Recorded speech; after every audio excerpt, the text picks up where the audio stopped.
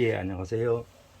자, 오늘은 109강 차례인데 갈수록 좀 더 고급 단계를 알려드리는 것이 좋겠지만 대개 초보로 서예를 처음 시작하시는 분들이 또 있거나 또는 그 서예를 했는데 잘 뜻대로 빨리 글씨가 늘지 않는다, 그런 분들을 위해서 특별히 오늘은 처음부터 다시 시작하는 기분으로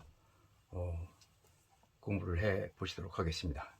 먼저 집에서 뭐 쓰시든 또는 뭐 서예실이나 또는 뭐 어떤 복지관 같은 곳에 강의실에 가서 수업을 받는 경우 공통적인 것이 있습니다. 제일 먼저 이제 서예 도구를 갖춰 놓고요.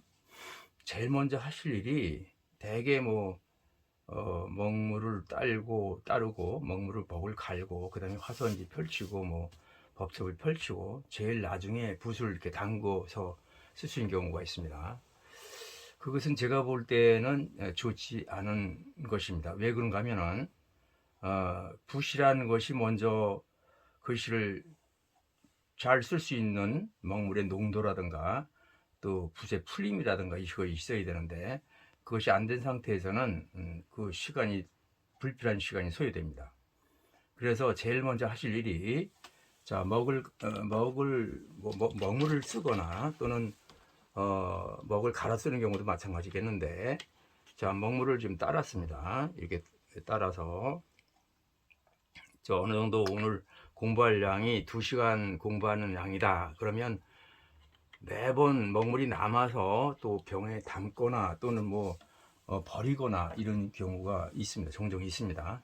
그러지 마시고 1시간에 어느 정도 먹을 따라 놔야 1시간을 쓸 수 있는지, 또 2시간의 경우는 어느 정도 먹이 있으니까 적당하게 떨어지더라, 이것을 계량을 할 필요가 있습니다.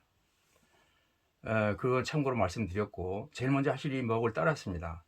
그런데 대개 아마 화선지에 따라 틀린데 물을 타십시오 그런 선생님도 계시고, 또는 물을 절대로 타지 마시고 그대로 쓰십시오 하는 분도 있을 거고, 또는 먹을 오히려 갈아 주십시오 그런 경우가 있을 것입니다. 그것은 왜 그런가 하면은 화선지 그 종이를 어떤 종이에 의해서 글씨를 쓰시느냐에 따라서 달라집니다.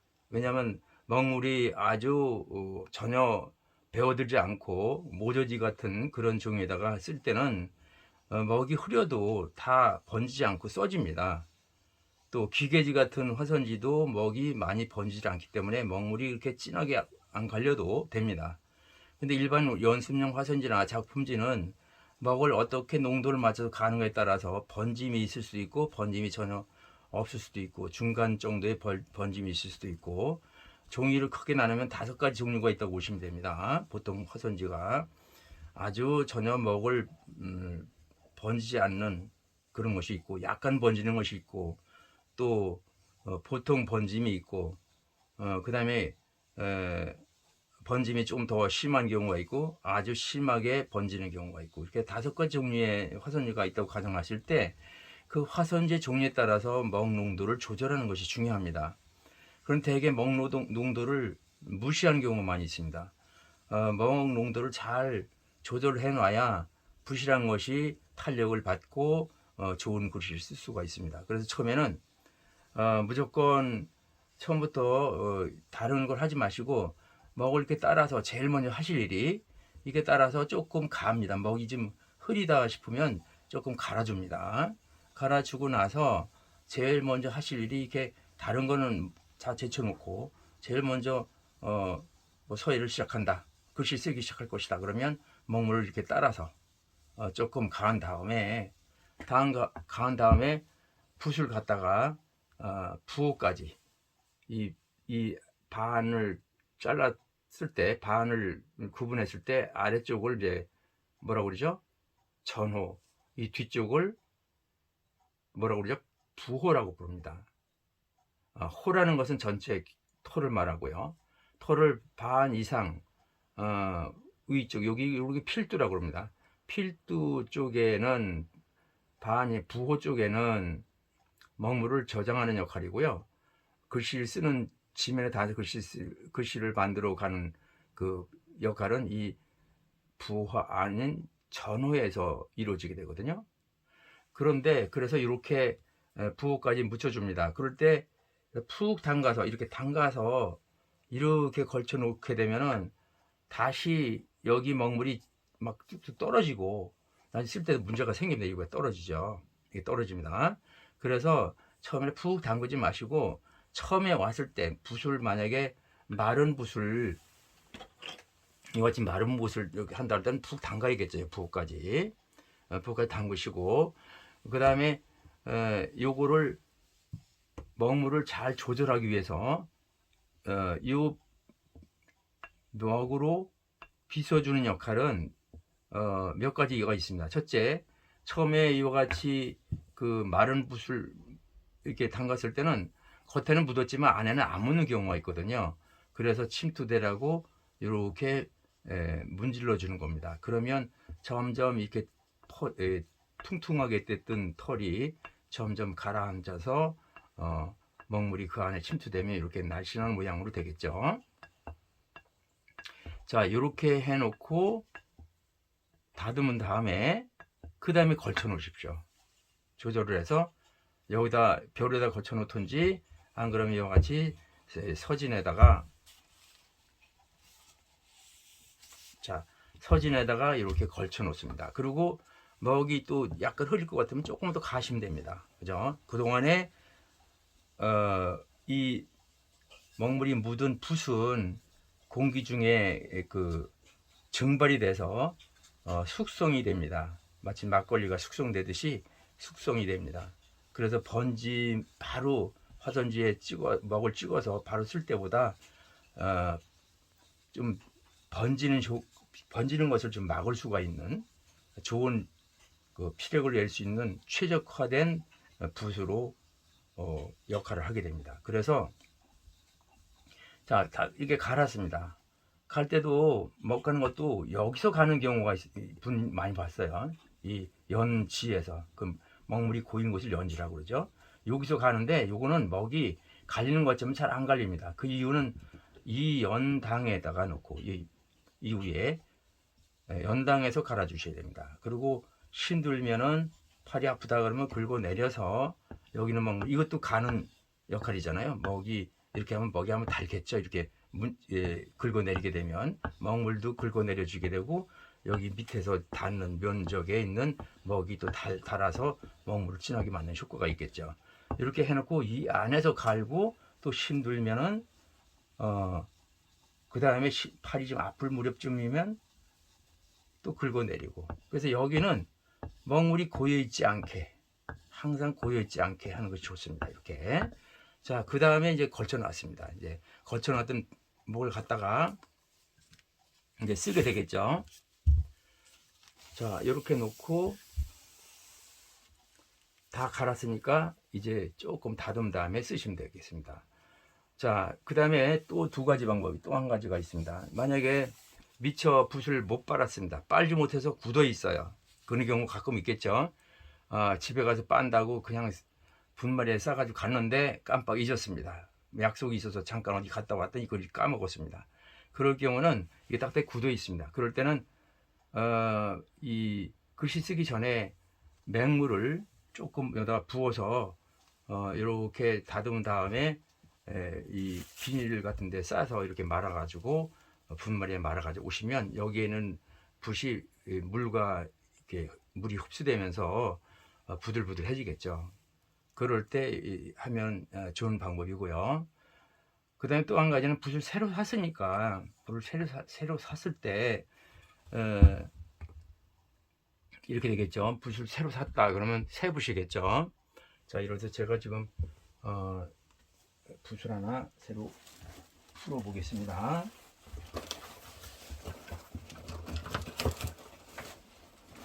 자, 이렇게 새 붓이 있습니다. 새 붓이 있을 때 보통 그 필방에서 이런 모양으로 이제 붓을 플라스틱을 끼워주거든요. 근데 이걸 빼서 빼줍니다. 근데 이거는 처음에만 필요하지 사실은 나중에 필요가 없습니다. 왜냐하면 여기다 말아가 이렇게 가지고 다닐 이유가 없어요. 그래서 여기 이 첨사 쓸 때는 여기 딱딱하게 풀칠을 해놨거든요. 그래서 흘러내리는 방향으로 물 수도를 흐른 다음에 주물주물 하다가 훑어내리고 조금 중간 올라가면 또 훑어내리고 주물주물 하다 훑어내리고 끝까지 이 필두까지 해서 주물주물해서 훑어내리고 다듬어서 분말이에다가 마시면 되는 겁니다. 바로 올 때는 그렇죠. 바로 이게 글씨를 써야겠다 그럴 때는 바로 그렇게 하시면 되지만 만약 이동할 필요가 있을 때는 이렇게 다듬어서 이 분말이에 바로 말 텐데 분말이에 마는 것보다는 비닐 같은 데 싸서 이렇게 말아가지고 이동하시면 되겠죠. 이렇게 말아가지고요. 말아가지고 이동하시고 반드시 다 쓰거나 또는 집에 왔을 때는 다시 이렇게 풀어서 이런 모양으로 만들어 가지고 빗거리에다 이렇게 걸어 놓으면 이렇게 쭉 습기가 아래로 내려가면서 훑어 내렸다가 이렇게 다듬어지면 여기는 먹물이 좀 마르면서 붓이 이런 모양으로 그대로 마르게 됩니다. 자, 그래서 제일 처음에 할 일이 지금 말씀드리고자 하는 요점은 바로 서예를 시작하기 전에 글씨 쓰기 전에 뭐부터 붓에다 묻혀서 어때요? 이 서진 문진에다가 걸쳐 놓고 먹을 갈거나 또는 화선지를 접거나 또는 법접을 펼치거나 하시라는 거죠. 그래서 최적화된 먹은 보통 그 먹을 갈고 나서 한 30분 정도 기다렸다가 쓰시게 되면은 여기 먹이 막걸리가 숙성되시 공기와 이렇게 흡수되면서 공기와 만나면서 여기 있는 먹이 증발되면서 숙성이 돼서 가장 최적화된 먹으로 변화가 됩니다. 그럴 때 이 최적화된 먹은 이 붓에 탄력을 갖게 됩니다. 여기 부호까지 묻혀주는 이유가 잘 보세요. 이게 섰습니다. 섰을 때 그대로 위로 뛰면 다듬은 것도 똑같이 되거든요. 그래서 벼루에서 점점 이렇게 쓰러져 봅니다. 자, 이 탄력을 가지고 쓰러져야 됩니다. 이 탄력 가지고. 지금 보면 거의 필두까지 쓰러지죠. 근데 여기까지 쓰러질 필요가 없어요. 절반만 쓰러지면 됩니다. 절반 위는 부호는 먹을 저장하는 역할이니까. 그래서 이렇게 해서 전체가 이렇게 마치 부들부들 됐을 때 좋은 붓으로 상태가 전환된 거기 때문에 이때 쓰시면 됩니다. 이때 쓸 때도 만약에 잘 보면 여기서 할게요. 잘 보면 쫙 수직으로 세웠을 때는 먹이 없는 것 같이 흘러내리죠. 그래서 흘러내서 이 먹이 있습니다. 이거 같이 먹이.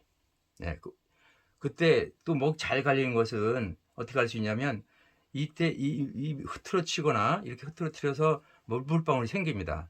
물방울이 생겼을 때 이 물방울이 크기가 좁쌀알보다 작게 자잘한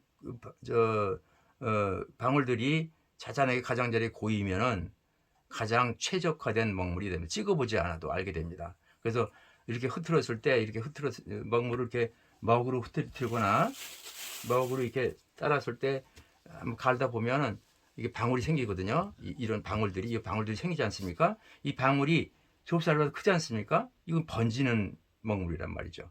그래서 이 방울이 좁쌀보다 작게 돼 있다. 그럴 때는 잘 갈린 목이니까 이때는 조금 더 갈아주셔야겠죠. 왜? 좁쌀보다 크니까. 아시겠죠? 그렇게 해서 붓을 잘 다듬어서 글씨 쓰는 것이 첫 번째 할 일이다. 그래서 오늘 다시 한번 요점을 정리해 말씀드리면 제일 먼저 만약에 복지관이다 그러면 서실에 도착했다. 벼를 갖다 놓고 벼 위에다 먹물을 부은 다음에 조금 연지 말고 연당해서 조금 가은 다음에 여기 있는 먹물을 조금 묻혀서 다듬어서 먹으로 이렇게 다듬어서 밑에까지 골고루 배어들게 만든 다음에 그 다음에 문진에다 걸쳐 놓고 그 다음에 다른 작업을 한 거죠. 그러면 이 기다리는 거죠. 만약 여기 먹물이 좀 증발되게끔 그런 다음에 쓰는 것이 가장 좋다. 오늘의 키포인트입니다. 그럼 그만큼 시간이 절약되는 거죠. 왜냐하면 다 이 먹물 다 갈고 뭐 화전 펼치고 법첩 펼치고 그런 다음에 쓰게 되면은 바로 붓을 이게 찢게 되면은 여기 먹이 침투되기까지 조금 시간을 기다려야 된다는 거죠. 이 안에 먹이 침투되기 때문에 그 침투되게 하기 위해서 이 작업을 먼저 해 놓으라는 말씀이죠. 이해되셨죠? 꼭 그렇게 해주시기 바라겠습니다. 그리고 마지막에 붓을 다 썼을 때도 역시 수돗물 내려가는 방향으로 붓을 씻은 다음에 주물주물 훑어내리고 주물 훑어내려서 이렇게 가지런히 모아서 목걸이에 어디다가 이렇게 걸어놓으면 되겠죠. 이렇게 하는 건데 붓을 어떤 분은 이 다듬는다고 이 먹으로 다듬어야 되는데 먹이 아닌 무슨 철사나 또는 플라스틱 이렇게 뭐 케이크 스푼 같은 것으로 케이크 커팅할 때 그 칼 같은 것으로 이렇게 문질러 다듬는 경우가 있습니다. 그건 굉장히 안 좋은 방법이다. 그 이유가 뭐냐면 먹으로 이렇게 다듬었을 때는요 다듬어지기도 하지만 이 먹이란 것은 물기를 마셔서 어디에 스치면 갈리게 돼 있거든요. 그래서 요거는 먹을 자기 몸을 갈아가면서 붓을 다듬어 주는 건데 만약에 이게 플라스틱 같은 것으로 다듬었다 이렇게 다면 이 플라스틱은 절대로 닳지 않습니다. 오히려 이 털이 닳겠죠. 그런 붓이 생명이 짧은 원인이 되기도 합니다. 그래서 절대로 철사나 또는 플라스틱 계통으로 이렇게 문지르는 일은 없도록 하는 것이 가장 좋은 방법이다. 그 점을 아시고 공부하시면 되겠습니다. 자, 그 다음에 만약에 새붓이다 그러면 새붓은 물기가 약간 있겠죠. 새붓을 이게 씻어서 다듬었으니까 그럴 때는 살짝 담그면은 여기까지 그냥 자동으로 먹이 이게 삼투압 현상에 의해서 오르게 되어 있거든요. 그래서 여기까지 아까처럼 다듬은 다음에 그렇게 또 걸쳐 놓으시고 기다렸다가 쓰시면 되고요. 자, 그 다음에 이제 먹은 됐어요. 붓도 다듬어졌고 예를 들어서 이때 걸쳐놨던 붓도 아직도 먹이 너무 많다. 이렇게 많이 짰더니 먹이 많이 나온다. 그러면 이렇게 좀 짜줘야겠죠. 위에는 놔두더라도 이 부호 아래 전호 쪽에는 짜주시는 거 좋습니다. 짜주고 그 다음에 훑어내려서 여기는 깨끗하게 한 다음에 이제 걸쳐 놓으시고 자 먹을 걸쳐 놓으시고 자 이때 또 아주 기초 부분이라고 보면 되겠지만 공부하는 방법도 여러 가지가 있는데요. 예를 들어 어떤 경우는 이런 거 있습니다. 어떤 글씨 쓰다가 예를 들어서 하늘천천 썼습니다. 쓰다가 붓을 딱 이렇게 세워줘야 되는데 이게 안 세워주니까 하나 둘 셋 했더니 쓰러졌습니다. 이렇게 꺾어졌죠. 그게 또 다듬으러 갑니다. 심지어 한자 쓰기 전에 이렇게 또 다듬으러 갑니다. 또 한번 해볼까요? 하나 둘 셋 밀어서 딱 섰을 때는 이렇게 수직으로 쓰잖아요. 이렇게 섰죠. 서야 되는데 잘못하는 습관으로 인해서 자 이게 회봉인 줄 알고 이렇게 했다가 다시 구부러졌어요. 또 다듬으러 가죠. 그러면 잘 생각해 보세요. 한번 찍어서 부호까지 있는 먹물을 찍어서 10자든 20자든 한 번에 써나가는 분이 쓰는 그 연습량하고 한번 이게 써서 붓을 바로 세우지 못하고 구부러졌으니까 다 다듬으러 가서 또 먹짓고 또 이렇게 해서 또 이렇게 갔더니 또 쓰러져서 이렇게 쓰러져 또 다듬어 가서 이렇게 쓰는 분이 쓰는 그 연습량하고 한번 찍어서 여기는 먹을 한번 찍었으면 더 다듬으러 가지 않고 벼루로 다듬으러 가지 않고 계속 써나간다. 그죠? 예를 들어 써나간다. 이렇게 계속 한번 절대로 먹으러 찍으러 가지 않는다. 먹이 다 떨어질 때까지 찍으러 가지 않는다. 자, 찍으러 가지 않는다. 붓이 딱딱 세워지니까 이렇게 해서 계속 쓰는 분하고 연습량을 측정했을 때 잘 생각해보시오. 요거 10년 동안 매번 찍는 사람이 공부한 양과 한번 찍어서 먹물 계속 떨어질 때까지 남게 해가지고 쭉 쓴 양은 엄청난 연습량의 차이가 있을 것입니다. 그러니까 제대로 붓을 다루고 용필법, 제대로 운필을 해서 먹물을 어디다 묻히고 한 해에 따라서 점점 1년, 2년, 3년 지날 때마다 두 부류가 있을 때 이렇게 한 번 찍을 때마다 먹물을 계속 찍는 1번하고 한 번 찍어서 계속 여기 있는 먹물이 떨어지기까지 쓰는 2번이 연습하는 거하고 점점 차이가 벌어질 것입니다. 처음에는 같이 가다가 나중엔 점점 이렇게 차이가 날 것입니다. 이분은 팍 이렇게 발전된 속도가 점점 떨어지겠죠. 굉장히 중요한 거니까 이 점을 아시고 왜 부에 묻혀야 되는지 이해를 하셔야 됩니다. 어떤 분은 부에 묻히라도 계속 안 묻힙니다. 그리고 이 끝에서 요것만 가지고 쭉 씁니다. 요것만 가지고 계속 써서 이를 먹을 안 찍으러 간다 치더라도 여기 찍으면 벌써 떨어지기 시작하죠. 여기가 떨어졌어. 여기밖에 없으니까. 근데 부에 묻혀놨으면 쭉 훑어 내려가지고 먹물이 양이 많으니까 여러 잘 쓸 수 있는 그런 조건이 되는 것이죠. 그래서 반드시 부까지 먹물을 묻혀 찍는 습관, 그렇게 공부하는 습관이 굉장히 중요하다. 그 다음에 또 어떤 분은 이런 경우가 있습니다. 선생님, 한글 붓을 쓰면 안 되나요? 됩니다. 근데 저는 안 된다고 그럽니다. 왜? 한글 붓은요, 길이도 짧을 뿐만 아니라 길이 짧고 털이죠. 붓털의 양이 가늘기 때문에 먹물에 부호에 묻힌다 하더라도 먹물의 양이 얼마 안 되겠죠. 얼마 안 되니까 어떻게 됐습니까? 금방 떨어지겠죠. 떨어지니까 또 찍으러 가고 또 찍으러 가고, 그 가는 붓으로 연습한 사람과 이렇게 이 붓으로 연습해서 한 두 자 쓰고 또 찍으러 가고 또 두 자 쓰고 찍으러 가서 양이 떨어지니까, 먹이 떨어지니까 한 거하고, 이 붓은 먹이 양이 많으니까 20자도 써놓고 30자도 한 번에 써서 가는 사람하고 또 차이가 벌어지겠죠. 굵기에 따라서. 그렇죠? 그럴 거 아닙니까?